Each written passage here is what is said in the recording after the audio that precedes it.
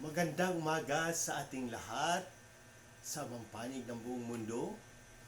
Mga nakikinig ngayon at nanonood, atin naman pakinggan ang mabuting balita ng Panginoon ayon kay San Marcos.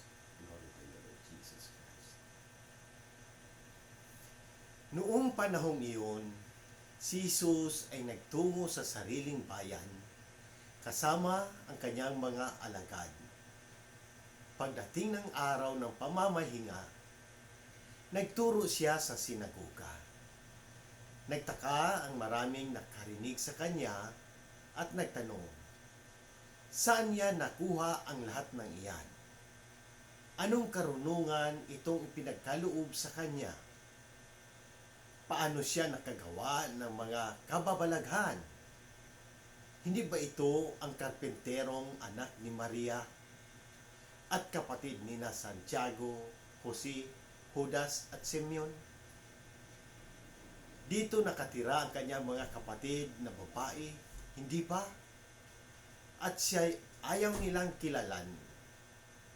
Kaya't sinabi ni Jesus sa kanila, ang propeta ay iginagalang ng lahat, liban lamang ng kanyang mga kababayan, mga kamag-anak at mga kasambahay. Hindi siya nakagawa ng anumang kababalaghan doon, maliban sa pagpapatong ng kanyang kamay sa ilang may sakit upang pagalingin ang mga ito. Nagtaka siya sapagkat hindi sila sumampalataya. Ang mabuting balita ng Panginoon.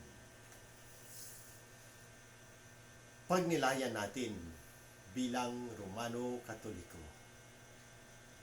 Sa Ebanghelyo ngayon, makikita natin ang karanasan ni Jesus sa kanyang sariling bayan, kung saan siya ay hindi kinikilala at hindi tinanggap ng kanyang mga kababayan.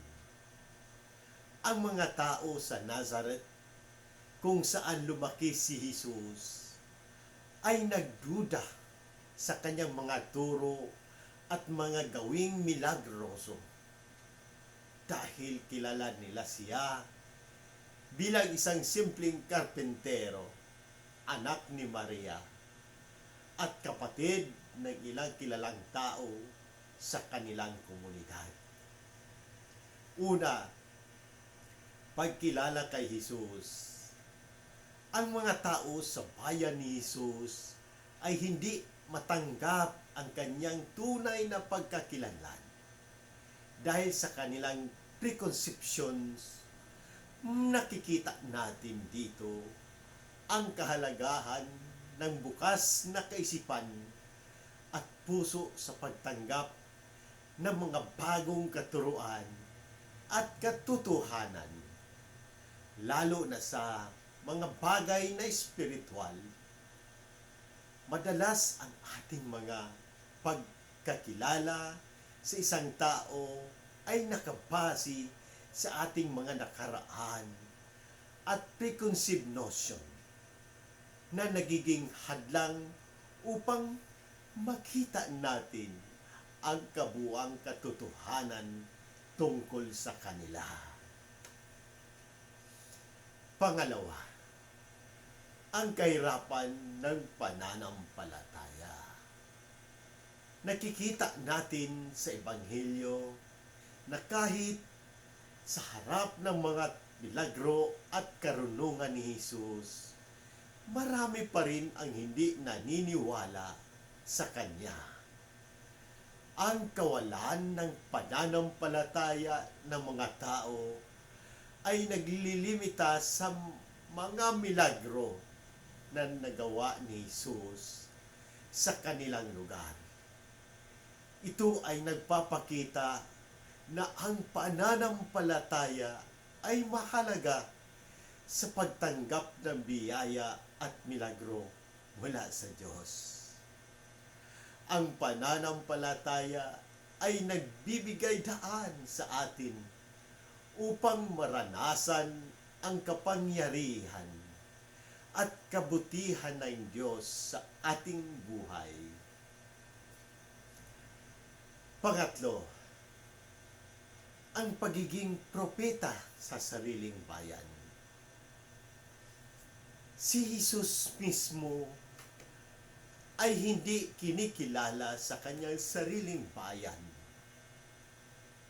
Ito ay isang katotohanan na kahit sa ating buhay, minsan mas mahirap magbahagi ng ating pananampalataya at mga pinapaniwalaan sa mga taong malapit sa atin dahil sila ay may sariling pagkakilala at inaasahan sa atin. Gayunpaman, ito ay hindi dapat maging hadlang upang ipagpatuloy natin ang pagpapahayag ng mabuting balita.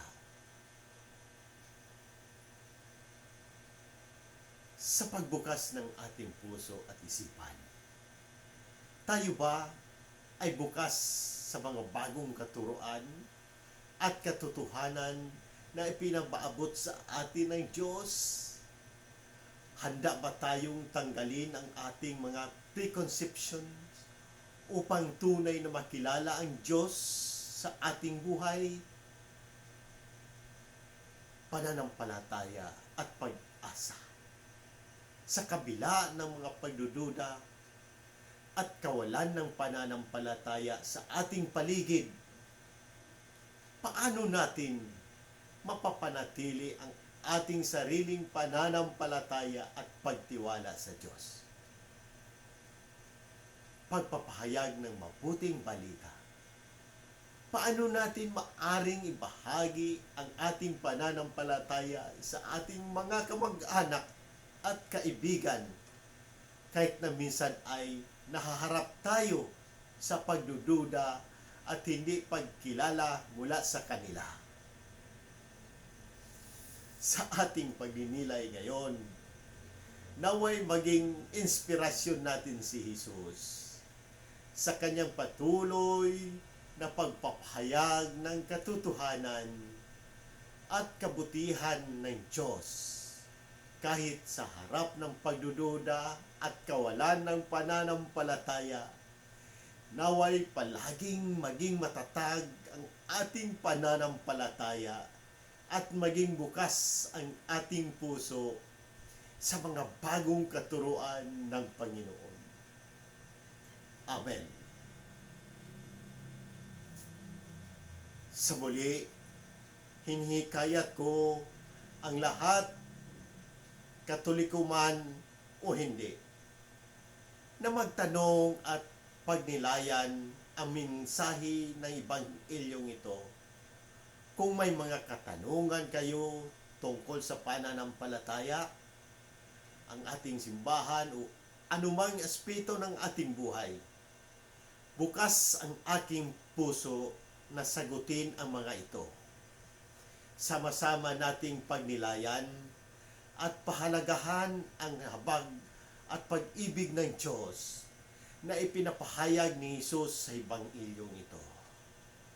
Sa pamamagitan ng ating mga gawain at salita, naway maging daluyan tayo ng habag at pagmamahal ng Diyos sa lahat ng tao. Amen.